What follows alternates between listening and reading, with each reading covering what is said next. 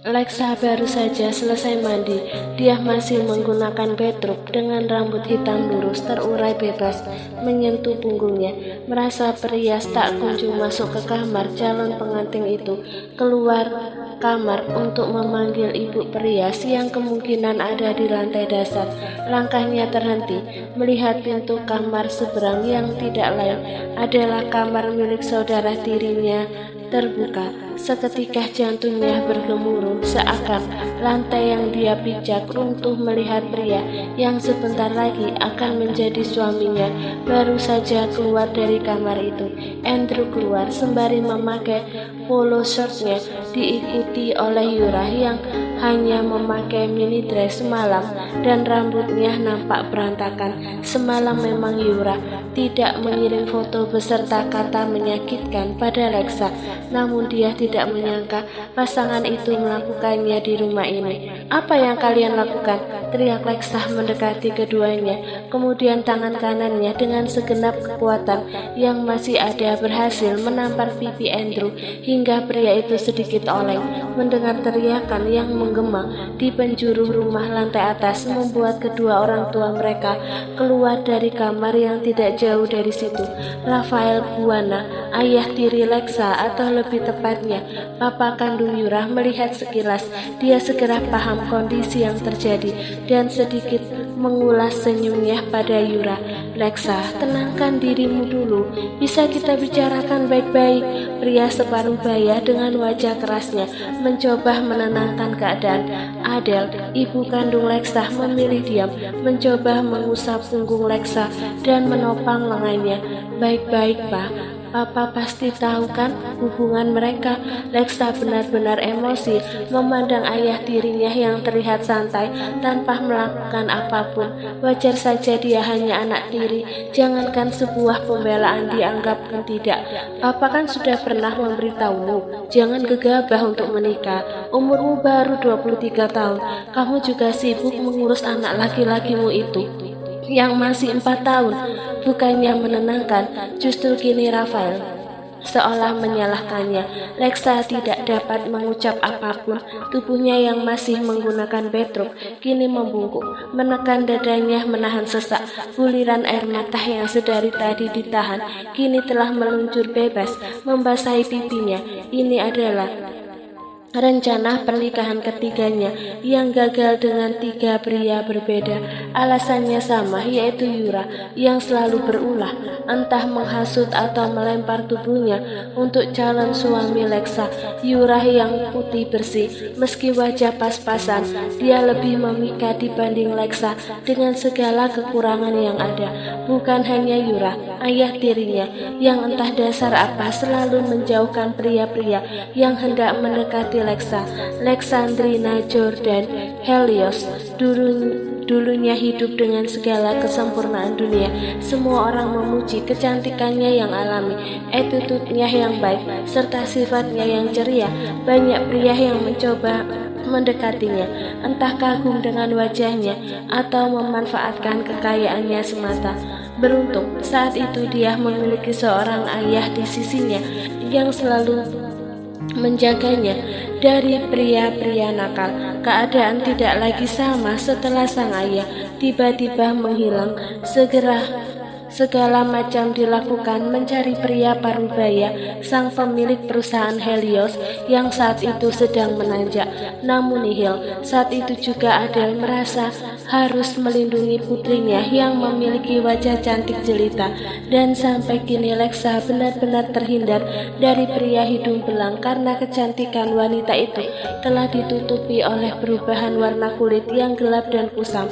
Bukan hanya buruk rupa, Lexa harus menerima sebutan janda beranak satu yang sudah dijalaninya selama 4 tahun terakhir. Lexa keberatan. Tidak, dia memiliki dunianya sendiri dengan seorang anak mungil yang selalu menghiasi hari-harinya. Keduanya tinggal di kota terpisah. Lebih baik seperti itu daripada hidup bersama orang-orang munafik seperti saudara tiri. Buktinya saat ini dia bisa terhindar dari pria semacam Andrew yang hampir saja dinikahinya, calon suaminya itu. memang sebelumnya telah mengeluarkan kata-kata manis meskipun dia tahu segala kekurangan Lexa. Namun ternyata dia tidak sebaik yang Lexa kira. Sakit memang, tetapi Lexa lebih baik sakit di awal daripada terjebak dalam pernikahan penuh sandiwara. Tapi kita tidak mungkin membatalkan pernikahan ini. Apa kata para tamu mengenai pernikahanmu harus gagal untuk ketiga kalinya?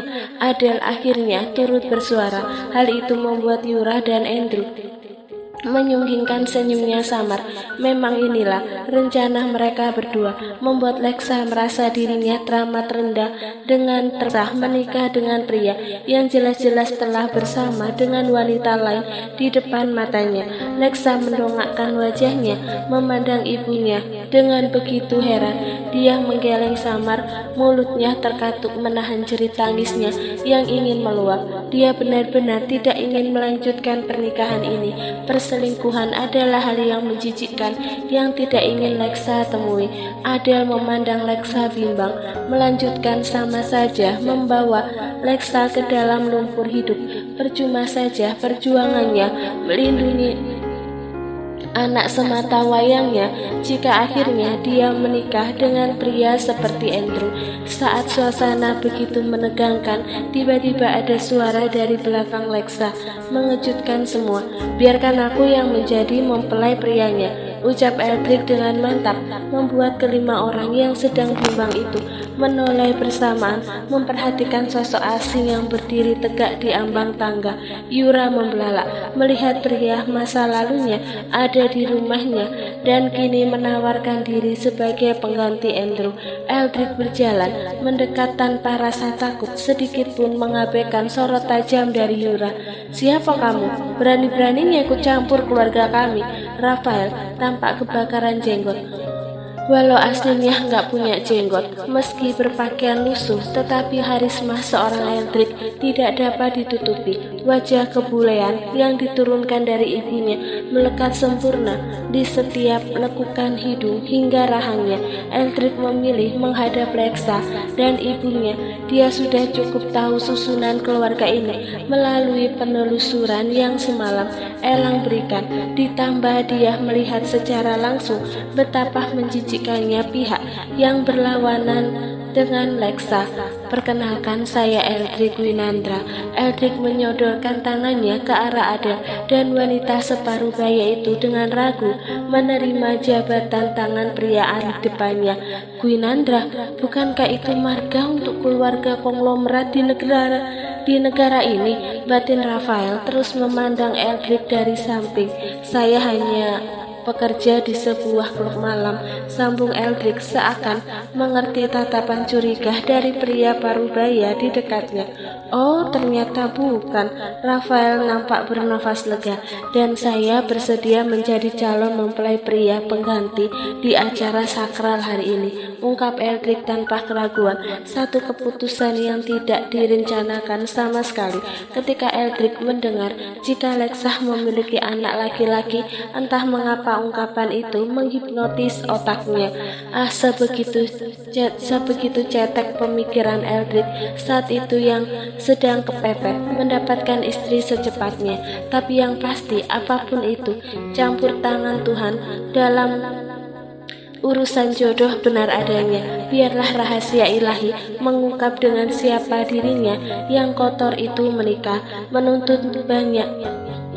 Menuntut banyak pun rasanya tidak pantas. Seperti itu yang ada di pikiran Eldrick. "Apa kamu pikir sedang bermain lotre? Seenaknya mengajak anakku menikah," sergah Rafael. "Sebentar, izinkan Mama berbicara dengan Lexa."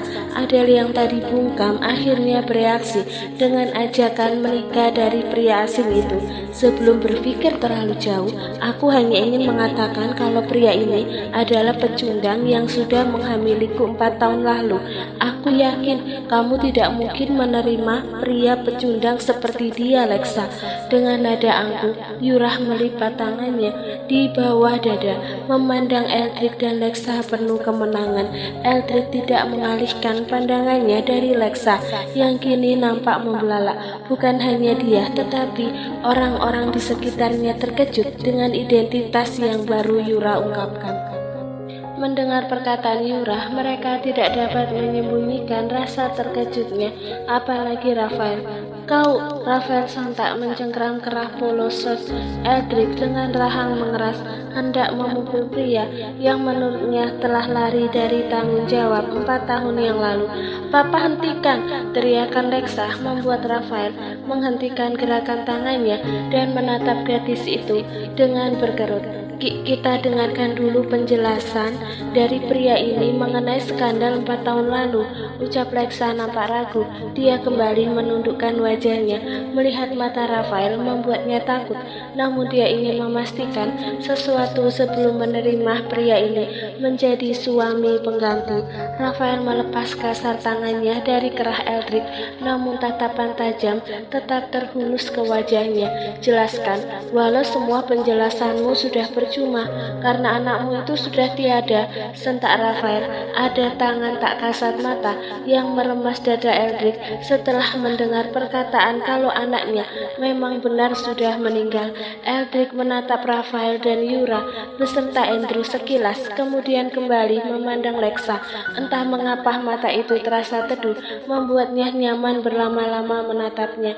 Malam itu di klub malam tempatku bekerja, Yura sendiri yang merayuku dan menyerahkan dirinya di hadapanku. Dia tidak sepenuhnya mabuk, karena berjalan saja dia masih bisa, ungkap Eldrick memandang Lexa seakan dia hanya sedang memberi penjelasan pada wanita itu. Cih, mana sudi aku menjatuhkan tubuhku untuk lelaki miskin seperti dirimu. Papa nggak mungkin percaya sama dia kan? Yura mencari pembelaan. Eldrick sudah menyiapkan bukti yang Elang berikan. Sahabatnya itu pasti sudah menduga kalau kejadian ini akan berlangsung.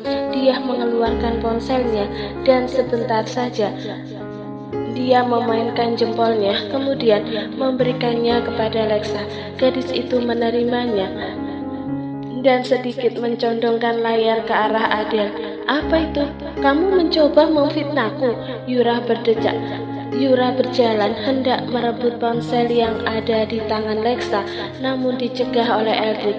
Setiap sudut klub ada CCTV, dan itu bukti dari perkataanku tadi, jawab Eldrick dengan senyum miring ke arah Yura, membuat wanita itu seketika memucat.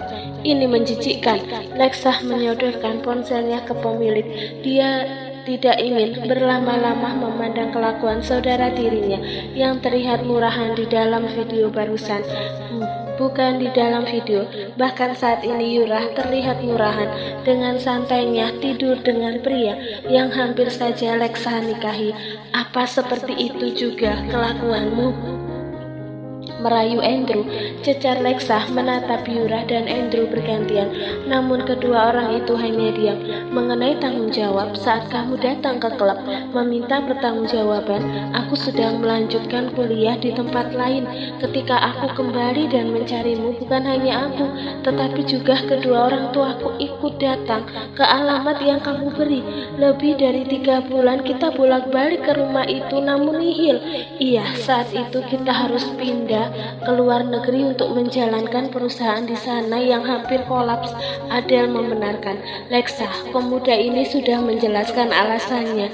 Bagaimana? Apa kamu mau menerimanya? Adele nampak hati-hati memandang lembut anaknya itu. Tidak perlu berdiskusi. Tidak mungkin kita menikahkan Lexa dengan seorang bajingan ini. Rafael benar-benar tidak menginginkan Lexa menikah dengan siapapun, apalagi dengan pria yang tidak dapat dia peralat. Lexa anakku, bukan anakmu. Sudah berapa pria yang kamu tolak ketika mereka mencoba melamar Lexa? Dia juga berhak bahagia, ujar Adele dengan tatapan sinis ke arah Rafael. Rafael hanya menyungkingkan senyum miring dan pandangannya beralih melihat Eldrick. Asal kamu tahu, gadis ini adalah seorang janda dan dia sudah memiliki anak laki-laki berumur 4 tahun. Kamu tidak mungkin kan mau menikah dengan seorang janda? Rafael mencoba menghasut. Hentikan, Pak. Sudah cukup kamu selalu menampakkan sisi lain dari Lexa dan membuat semua pria menjauh darinya. Adele tidak rela dengan sikap Rafael. Matanya mulai memburam dengan cairan bening yang hendak menetes dari sudut mata indah itu. Lexa masih diam. Dia tidak peduli dengan pertengkaran ibu kandung dan ayah tirinya.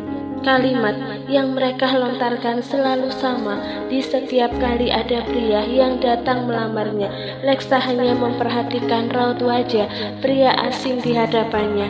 Jadi dia adalah pria yang menghamili Yura, gumamnya dalam hati, dan tanpa disadari dia menaikkan sudut kiri bibirnya dengan samar.